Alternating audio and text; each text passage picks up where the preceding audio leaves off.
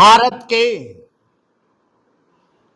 लोकतांत्रिक इतिहास में 25 जून 1975 की तारीख एक काले अध्याय के रूप में दर्ज है।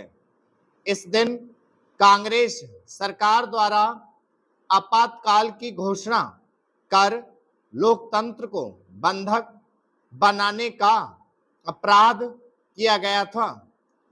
इस घटना को हमें इसलिए सदैव स्मरण रखना चाहिए ताकि फिर इसकी पुनरावृत्ति ना हो तथा तंत्र सदैव मजबूत बना रहे। 1951-52 में देश के पहले आम चुनाव हुए और शासन की बागडोर चुनी हुई सरकार के हाथों में आई। स्वतंत्रता आंदोलन की कोख से निकली कांग्रेस को स्वाभाविक तौर पर शासन व्यवस्था के नेतृत्व का पहला अवसर मिला। यह वह समय था जब विपक्ष की स्थिति लगभग शून्य थी। विपक्ष शून्य शासन के इस दौर में जवाहरलाल नेहरू सरकार ने संविधान और लोकतंत्र को धता बताते हुए अनेक मनमानियां की। 1951-52 में नेहरू सरकार द्वारा पहला संविधान संशोधन रखा गया, जिसका उद्देश्य अभिव्यक्ति की स्वतंत्रता को सीमित करना था। पहले आम चुनाव के बाद के 2 दशकों में विपक्ष की स्थिति काफी मजबूत हो गई थी। विपक्ष शून्य शासन चलाने वाली कांग्रेस इसे स्वीकार नहीं कर पा रही थी। विपक्ष की बढ़ती शक्ति से बौखलाई कांग्रेस को जब अपनी सत्ता खिसकती हुई महसूस हुई तो 1975 में इंदिरा गांधी ने आपातकाल लगा दिया।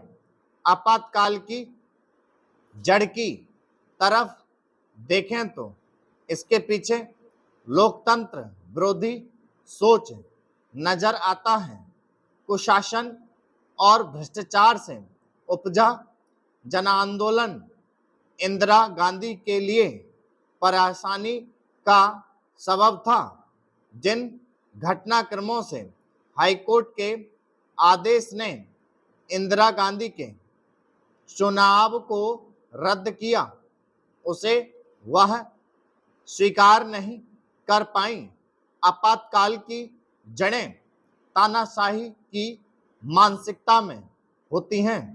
कांग्रेस ने 28 साल लगातार शासन करने के बाद अपनी डगमगाती सत्ता बचाने के लिए संविधान की मर्यादा को तार तार करते हुए आपातकाल लगा दिया।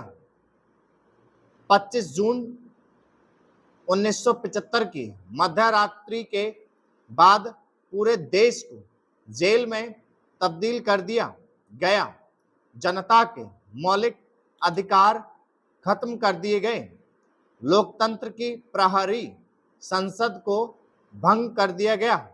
सुप्रीम कोर्ट के चीफ जस्टिस की नियुक्ति असंवैधानिक तरीके से करके न्यायपालिका को बंदी बना लिया गया ताकि इंदिरा गांधी की संसद सदस्यता न खत्म हो।